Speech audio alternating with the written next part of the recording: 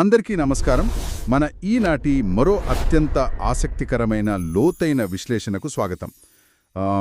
ఈరోజు మనం ఎంచుకున్న అంశం పోటీ పరీక్షలకు సన్నద్ధమయ్యే వారికి చాలా కీలకమైనది. అవును. కాబట్టి ఈ కాన్సెప్ట్ను ఎలాంటి సందేహాలు లేకుండా అర్థం చేసుకోవడానికి ఈ చర్చను చివరి వరకు వినాలని కోరుతున్నాము. అలాగే ఇది మీకు ఉపయోగకరంగా అనిపిస్తే తప్పకుండా లైక్, షేర్ మరియు సబ్స్క్రైబ్ చేయడం మర్చిపోకండి. ఖచ్చితంగా. ఈనాటి మన ప్రధాన లక్ష్యం ఏమిటంటే ఆంగ్ల వ్యాకరణంలో అతి ముఖ్యమైన ప్రెజెంట్ కంటిన్యూస్ టెన్స్ అంటే ఏంటి, దాని కాంపిటేటివ్ ఎగ్జామ్స్ కోణంలో ఎలా చూడాలి అనేది. సరే, దీన్ని కొంచెం వివరంగా విశ్లేషిద్దాం. తప్పకుండా. ఈ టెన్స్ అనేది కేవలం మనం ఇంగ్లీష్ ధారాళంగా మాట్లాడటానికి మాత్రమే కాదు, పోటీ పరీక్షల్లో ఒక్క మార్కు కూడా జారిపోకుండా ఉండటానికి చాలా ముఖ్యం. అంటే చాలామంది ప్రెజెంట్ కంటిన్యూస్ కదా, చాలా సింపుల్, కళ్ల ముందు జరిగేదే కదా అని వదిలేస్తారు. నిజమే, లైట్ తీసుకుంటారు. కానీ ఇక్కడే అసలు చిక్కుంది. ఎగ్జామినర్లు ఎక్కడ బురిడీ కొట్టిస్తారు, ఎలాంటి చిన్న చిన్న ట్రిక్స్ వాడతారు అనేది ఈరోజు మనం బ్రేక్డౌన్ చేయబోతున్నాం. ఆ ట్రాప్స్ తెలిస్తే మిగతా వారికంటే ఒక అడుగు ముందే ఉండొచ్చు మనం. అవును. ఆ ట్రాప్స్ గురించి మాట్లాడే ముందు ఒకసారి బేసిక్స్ చూద్దాం. ఫౌండేషన్ స్ట్రాంగ్ చేసుకోవాలి కదా. ఈ టెన్స్ ప్రాథమిక వాక్య నిర్మాణం ఎలా ఉంటుందో చూద్దాం. బహుశా అందరికీ తెలిసే ఉంటుంది, కానీ ఒక శీఘ్ర పునశ్చరణలాగా పనికొస్తుంది. ప్రాథమికంగా చెప్పాలంటే, ప్రస్తుతం కళ్ల ముందు జరుగుతున్న పని లేదా సరిగ్గా మాట్లాడుతున్న ఈ క్షణంలో కొనసాగుతున్న పని. దీనికి స్పష్టమైన సూత్రాలున్నాయి. పాజిటివ్ వాక్యాలకు ఫార్ములా తీసుకుంటే ముందుగా సబ్జెక్ట్, ఓకే, ఆ తర్వాత యామ్ లేదా ఈజ్ లేదా ఆర్ అనే హెల్పింగ్ వర్బ్స్ రావాలి. దానికి V1 అంటే వర్బ్ మొదటి రూపంతో పాటు ఐఎన్జీ చేర్చి చివరగా ఆబ్జెక్ట్ వాడాలి. అంటే సబ్జెక్ట్ ప్లస్ యామ్ లేదా ఈజ్ లేదా are plus V1 ING plus object. Exactly. అదే నెగటివ్ వాక్యమైతే ఆ హెల్పింగ్ వర్బ్ పక్కన సింపుల్గా నాట్ వస్తుంది. సబ్జెక్ట్ ప్లస్ యామ్ లేదా ఇజ్ లేదా are plus not plus V1 ING. Clear. ఇక హెల్పింగ్ వర్బ్స్ వాడకం చూస్తే ఐ వస్తే ఖచ్చితంగా యామ్ వాడాలి. అవును. హీ, షీ, ఇట్ లేదా రామ్ లాంటి సింగులర్ వస్తే ఈజ్ వాడాలి. అలాగే వి, యు, దే లాంటి ప్లూరల్స్ వస్తే ఆర్ వాడాలి. కరెక్ట్. ఇది బేసిక్ రూల్. అయితే పరీక్షల్లో ఒక పెద్ద పారాగ్రాఫ్లో ఈ టెన్స్ను గుర్తించడానికి కీవర్డ్స్ చాలా ముఖ్యం. అవును. ఆ కీవర్డ్స్ ఏంటంటే now, at present, at the moment, look, listen, these days, currently. ఇలాంటి పదాలు కనిపిస్తే అది దాదాపుగా ప్రెజెంట్ కంటిన్యూస్ టెన్స్ అని వెంటనే పట్టేయచ్చు. సూపర్. ఇప్పుడు ఈ టెన్స్ను కేవలం కళ్ల ముందు జరుగుతున్న పనులకే కాకుండా ఇంకా ఏ సందర్భాలలో వాడతారో చూద్దాం. మన సోర్స్లో కాంటెక్స్ట్ 2 కింద టెంపరరీ యాక్షన్స్ అంటే తాత్కాలిక పనులు అనే కాన్సెప్ట్ ఇచ్చారు. అవును. ఇక్కడ కీవర్డ్స్ దీస్ డేస్, కరెంట్లీ, నౌవడేస్ అనిచ్చారు కదా. ఇది చాలా ఆసక్తికరమైన కోణం. అంటే మనం మాట్లాడుతున్న ఖచ్చితమైన సమయానికి ఆ పని జరగకపోయినా ఈ రోజుల్లో లేదా ప్రస్తుత కాలంలో ఒక తాత్కాలిక పని కొనసాగుతూ ఉంటే ఈ టెన్స్ వాడతాం. ఉదాహరణకు సోర్స్లో మొదటి వాక్యం చూద్దాం. I'm dealing with some family issues right now. దీనర్థం ఆ వ్యక్తి ప్రస్తుతం ఒక కాఫీ షాప్లో కూర్చునుండొచ్చు, ఆ క్షణంలో ఏ సమస్య లేదు. కానీ అతని జీవితంలో ఈ మధ్యకాలంలో ఆ సమస్యలు తాత్కాలికంగా నడుస్తున్నాయి. Perfect example. రెండవ ఉదాహరణ చూస్తే he's writing a book these days. ఇక్కడ కూడా అతడు ఈ క్షణంలోనే పెన్ పట్టుకుని రాస్తూ ఉండకపోవచ్చు. అవును, ఈ మధ్యకాలంలో ఆ ప్రాజెక్ట్ కొనసాగుతోంది. అలాగే మూడవది we're working on a new project. అంటే ప్రతిరోజూ ఆఫీస్లో ఆ పని జరుగుతోంది, అది ఒక తాత్కాలిక ఫేజ్ అన్నమాట. ఖచ్చితంగా. ఇక తర్వాతి సందర్భం కాంటెక్స్ట్ 3, ఫిక్స్డ్ ఫ్యూచర్ ప్లాన్స్ అనగా భవిష్యత్తు ప్రణాళికలు. ఇది వినడానికి కొంచెం వింతగా అనిపించవచ్చు. అవును, కంటిన్యూస్ టెన్స్ అనేది ప్రస్తుతం గురించి కదా, మరి భవిష్యత్తుకి ఎలా వాడతామని డౌట్ వస్తుంది. కానీ సమీప భవిష్యత్తులో జరగబోయే అంటే 99% ఖచ్చితంగా నిర్ణయించబడిన పనుల గురించి చెప్పడానికి దీన్నే వాడాలి. టుమారో, నెక్స్ట్ వీక్, టునైట్ లాంటివి ఇక్కడ కీవర్డ్స్. ఉదాహరణలు చూస్తే ఆ డౌట్ క్లియర్ అయిపోతుంది. మొదటిది, I'm going to A party tomorrow night. ఇక్కడ రేపు రాత్రి అనేది భవిష్యత్ అయినా ఆ ప్లాన్ ఫిక్స్ అయింది కాబట్టి ప్రెజెంట్ కంటిన్యూస్. అవును.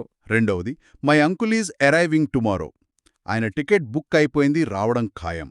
మూడోది, we're visiting relatives next week. ఇవన్నీ పక్కా ప్రణాళికలు. భవిష్యత్తు గురించి మాట్లాడేటప్పుడు విల్ లేదా షెల్ కంటే కూడా పక్కా ప్లాన్ ఉన్నప్పుడు ఇంగ్లీష్లో ఇలాగే వాడతారు. ఇక మరొక అద్భుతమైన సందర్భం కాంటెక్స్ట్ 4 ఇరిటేటింగ్ హ్యాబిట్స్. అంటే చికాకు కలిగించే అలవాట్లు. అవును, పదే పదే ఒక పని చేస్తుంటే సింపుల్ ప్రెజెంట్ వాడుతాం, ఆల్వేస్ జత చేస్తాం. కానీ ఆ పని ఎదుటివారికి చికాకు తెప్పిస్తుంటే ఆ నెగటివ్ భావాన్ని చెప్పడానికి ఆల్వేస్ లేదా కాన్స్టెంట్లీ అనే పదాలతో కలిపి ప్రెజెంట్ కంటిన్యూస్ టెన్స్ను వాడతారని సోర్స్లో స్పష్టంగా ఉంది. చాలామందికి ఈ పాయింట్ తెలియదు. ఇక్కడ ఉన్న ఉదాహరణలు చూస్తే he's always complaining about his job.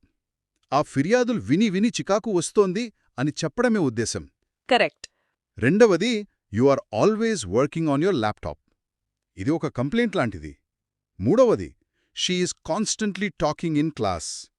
ఇలాంటి ఇబ్బందికరమైన అలవాట్లను చెప్పడానికే ఈ టెన్స్ వాడటం భలే ఉంది. సరే, ఇప్పుడు పరీక్షల కోణంలో అస్సలైన సవాలు అంటే ఎగ్జామినర్ ట్రాప్స్లోకి వెళ్దాం. ఇక్కడ అత్యంత ఆసక్తికరమైన విషయమేమిటంటే, ఎగ్జామినర్లు విద్యార్థులను కన్ఫ్యూజ్ చేయడానికి స్టేటివ్ వర్బ్స్ అనే కాన్సెప్ట్ను ట్రాప్గా వాడతారు. ఇది ట్రాప్ 1. అసలు స్టేటివ్ వర్బ్స్ అంటే ఏమిటో ఒకసారి చెబుతారా? మనస్సు, భావాలు మరియు జ్ఞానేంద్రియాలకు సంబంధించిన స్థితులు. ఒక పనికి అయితే మొదలు ముగింపు ఉంటాయి, పరిగెత్తడంలాగా. కానీ ఒకరిని తెలుసుకోవడం లేదా నమ్మడం అనేది ఒక మానసిక స్థితి. దీనికి ప్రోగ్రెస్ ఉండదు. అందుకే ఈ స్టేటివ్ వర్బ్స్కి ఎప్పుడూ ఐఎన్జీ ఫామ్ వాడకూడదు. ఒక్క నిమిషం, ఇక్కడ ఒక చిన్న డౌటు. ప్రముఖ fast food chain McDonald's slogan I'm loving it అని ఉంటుంది కదా, మరి వాళ్ళు లవ్కి ఐఎన్జీ వాడారు కదా, అది తప్పు అంటారా? భలే అడిగారు. వ్యాకరణపరంగా చూస్తే ఐఎమ్ లవింగ్ ఇట్ అనేది 100% తప్పు. లవ్ అనేది ఒక భావం, దానికి కంటిన్యూస్ టెన్స్ ఉండదు. యాడ్స్లో ఆ బర్గర్ తింటున్నప్పుడు కలిగే ఆనందాన్ని యాక్షన్లాగా చూపించడానికి అలా డిజైన్ చేశారు. క్రియేటివ్ లైసెన్స్ అనుకోవచ్చు. కానీ ఎగ్జామ్స్లో ఆ లాజిక్ పనిచేయదు, మార్కు పోతుంది. అంటే ఎగ్జామ్స్లో గ్రామర్ రూలే ఫైనల్. మనకు ఈ ట్రాప్ 1 కింద 10 ఉదాహరణలిచ్చారు. ముందుగా జ్ఞానం లేదా అవగాహనకు సంబంధించినవి చూద్దాం. ఐయామ్ నోయింగ్ హిమ్ అని రాస్తే తప్పు కదా? ఖచ్చితంగా. దాన్ని ఐ నో హిమ్ అని సింపుల్ ప్రెజెంట్లోనే చెప్పాలి. అలాగే ఐయామ్ అండర్స్టాండింగ్ ఇట్ అనకూడదు. ఐ అండర్స్టాండ్ ఇట్ అనాలి. ఇంకొకటి ఐయామ్ బిలీవింగ్ యూ తప్పు, ఐ బిలీవ్ యూ అనేది కరెక్ట్ కదా? అవును, నమ్మకం అనేది ఒక స్థితి, జరుగుతున్న పని కాదు. ఇక రెండవ విభాగంగా భావోద్వేగాలు చూద్దాం. షీ ఈజ్ లవింగ్ మ్యూజిక్ అనేది తప్పు, దాన్ని షీ లవ్స్ మ్యూజిక్ అనాలి. అలాగే ద్వేషం గురించి షీఈజ్ హేటింగ్ స్పినాచ్ అనకూడదు, దానికి సరైన వాక్యం షీ హేట్స్ స్పినాచ్. అవును, కోరిక గురించి he is wanting a car తప్పు, హీ వాంట్స్ అ కార్ అనాలి. అలాగే ఐయామ్ ప్రిఫరింగ్ కాఫీ అనకూడదు, ఐ ప్రిఫర్ కాఫీ అనాలి. ఇక మూడవ విభాగంలో కలిగి ఉండటం గురించి కూడా ఇచ్చారు. The bag is belonging to me అనడం తప్పు కదా? అవును, the bag belongs to me అనాలి. అలాగే ఐయామ్ ఓనింగ్ అ కార్ అనకూడదు, I own a car correct. ఒకలా అనిపించడం గురించి ఇట్ ఈజ్ సీమింగ్ డిఫికల్ట్ తప్పు, ఇట్ సీమ్స్ డిఫికల్ట్ అనేది రైట్. సో ఈ 10 పదాలు know, understand, believe, love, hate, want, prefer, belong, own, seem బుర్రలో ప్రింట్ అయిపోవాలి. ఖచ్చితంగా. దీని తర్వాత ట్రాప్ 2కి వెళ్దాం. ఇది వర్బ్స్ ఆఫ్ పర్సెప్షన్, అంటే మన జ్ఞానేంద్రియాలకు సంబంధించిన క్రియలు. చూచుట, వినుట, వాసన చూచుట వంటి క్రియలను సహజంగా జరిగే ప్రక్రియలుగా వాడినప్పుడు ఐఎన్జీ రాదు. ఒక వాసన రావడమో కనిపించడమో మనం చేసే పని కాదు, అదొక అనుభూతి. లాజిక్ చాలా బావుంది. దీంట్లో ఇచ్చిన ఉదాహరణలు చూద్దాం. కళ్ళు తెరవగానే ఏదో కనిపిస్తుంది, దానికి మనం కష్టపడక్కర్లేదు. కాబట్టి ఐఎమ్ సీయింగ్ ఎ బర్డ్ అనడం తప్పు కదా? అవును, సరైనది ఐ సీ అ బర్డ్. అలాగే చెవికి ఏదో శబ్దం వినిపిస్తోంది కాబట్టి she is hearing a noise అనకూడదు, షీ హియర్స్ అ నాయిస్ అనాలి. వస్తువుల సహజ లక్షణాలు కూడా అంతే. The soup is tasting good కాదు, ద సూప్ టేస్ట్స్ గుడ్ అనాలి. పువ్వు వాసన బాగుంటే ద ఫ్లవర్ ఈ స్మెల్లింగ్ స్వీట్. తప్పు. The flower smell sweet. Correct. వాతావరణం చల్లగా ఉంటే ఐఎమ్ ఫీలింగ్ కోల్డ్. తప్పు. ఐ ఫీల్ కోల్డ్ సరైనది. కేక్ మాడిపోయిన వాసన వస్తుంటే ద కేక్ ఈ స్మెల్లింగ్ బర్న్ట్ అనకూడదు. ద కేక్ స్మెల్స్ బర్న్ట్ అనాలి. ఎవరినైనా గుర్తుపట్టడం గురించి హీఈస్ రికగ్నైజింగ్ మీ అనడం తప్పు.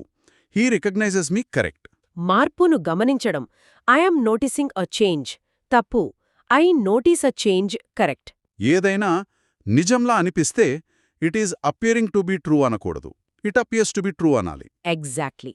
అయితే ఇక్కడ పద ఉదాహరణ దగ్గర ఒక బ్రేక్ వేయాలి. సోర్స్లో ఐఎమ్ హియరింగ్ మ్యూజిక్ తప్పు అనిచ్చారు. మరి దాని సరైన రూపం ఐ హియర్ మ్యూజిక్ అని ఉండాలి కదా. కానీ ఐఎమ్ లిజనింగ్ టు మ్యూజిక్ అనిచ్చారు. ఇక్కడే అసలు విషయం చాలా ఆసక్తికరంగా మారుతుంది. అవును. ఇదొక అద్భుతమైన పాయింట్. హియరింగ్ అంటే మన ప్రమేయం లేకుండా చెవికి వినిపించడం.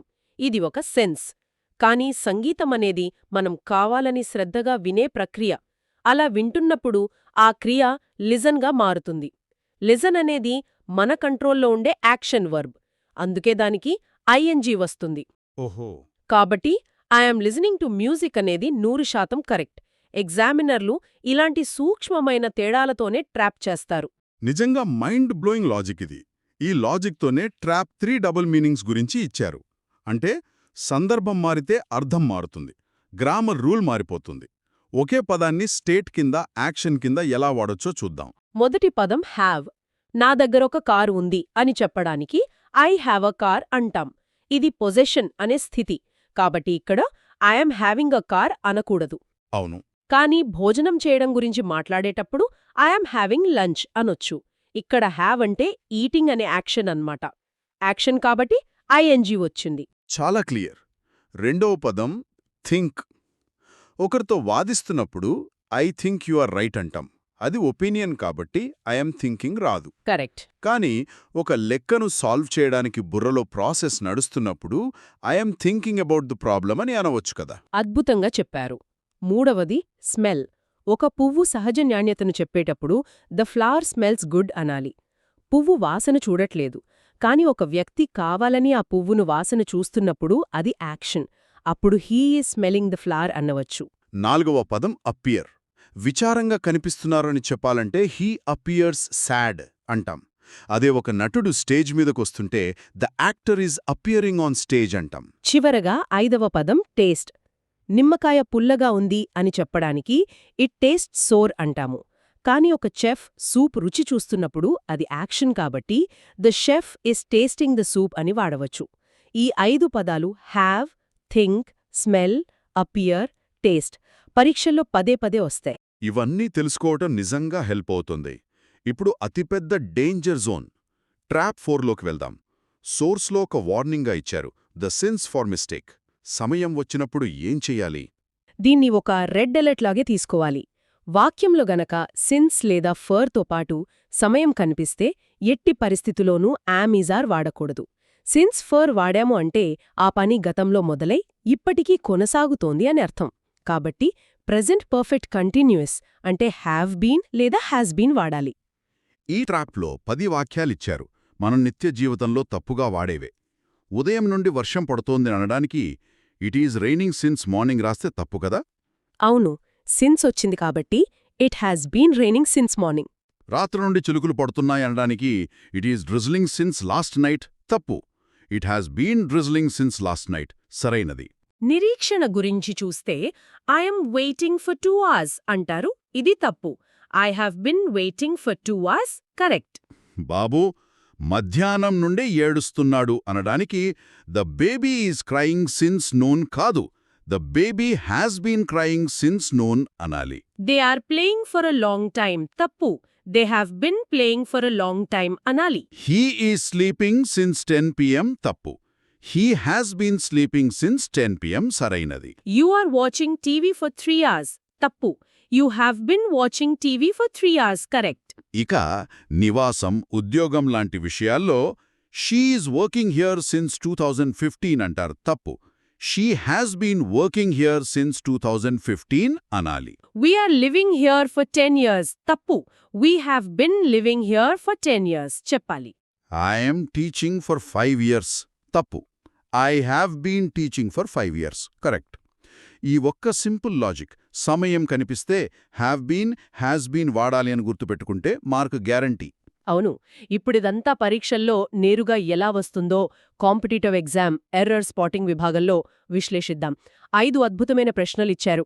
నేను విద్యార్థి కోణంలో మొదటి ప్రశ్న చదువుతాను, మీరే కరెక్ట్ చేయాలి. The police is investigating the case. ఇందులో తప్పేముంది? ఈజ్ కరెక్టే కదా అనిపిస్తుంది. ఇక్కడే లాజిక్ మిస్ అవుతాం. పోలీస్ అనే పదం సింగ్యులర్లా అనిపించినా ఇంగ్లీష్ గ్రామర్ ప్రకారం బహువచనం, కాబట్టి ఈజ్ రాకూడదు.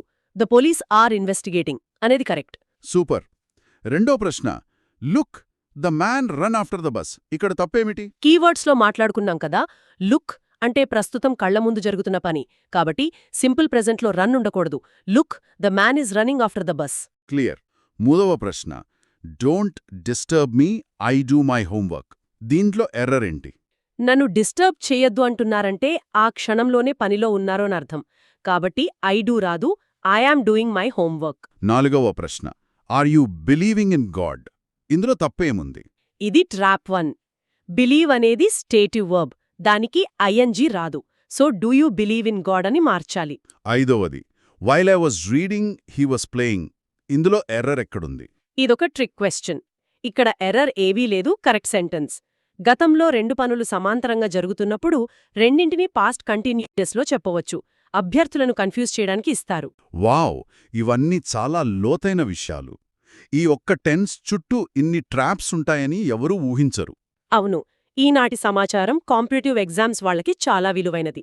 ఎగ్జామినర్ మైండ్ సెట్ని డీకోడ్ చేశాం. ఈ ట్రాప్స్ తెలిస్తే 100 మంది పోటీలో మనం ముందే ఉంటాం. నిజమే. ఇలాంటి కాన్సెప్ట్స్తో స్కోర్ అమాంతం పెరుగుతుంది. ఈరోజు చాలా అద్భుతంగా చర్చించుకున్నాం. ఇక చూసేవాళ్లకి ఒక రిక్వెస్ట్, దీని తరువాత రాబోయే మన పార్ట్ 4 వీడియో ఇంకా ఎక్కువ కన్ఫ్యూజ్ చేసే ప్రెజెంట్ పర్ఫెక్ట్ టెన్స్ గురించుండబోతోంది. అవును. దానికోసం తప్పకుండా ట్యూన్ అయి ఉండండి. ఇలాంటి టిప్స్ కోసం VSK వరల్డ్కి సబ్స్క్రైబ్ చేసుకోండి. నిరంతర సాధనతోనే విజయం సాధ్యం. Keep practising. ముగించే ముందు ఒక ఆలోచనను వదిలి వెళ్లాలనుకుంటున్నాను. ఇంగ్లీష్ మాతృభాషగా ఉన్నవారు ఒక క్రియ, అది స్థిత లేక పన అనేది సహజంగా ఎలా గుర్తిస్తారో కదా. మన దైనందిన జీవితంలో థింక్ లేదా టేస్ట్ లాగానే ఇంకా ఏ క్రియలు సందర్భాన్ని బట్టి అర్థాలను మార్చుకుంటాయో ఒక్కసారి ఆలోచించండి. చాలా ఆలోచింపజేసే ప్రశ్న. భాష వెనుకున్న భావాన్ని అర్థం చేసుకుంటే వ్యాకరణం ఒక అందమైన అనుభూతి అవుతుంది. ఈ ఆలోచనతోనే ఈనాటి చర్చను ముగిస్తున్నాం. తదుపరి పార్ట్ 4 వీడియోతో మళ్ళీ కలుద్దాం. ధన్యవాదాలు.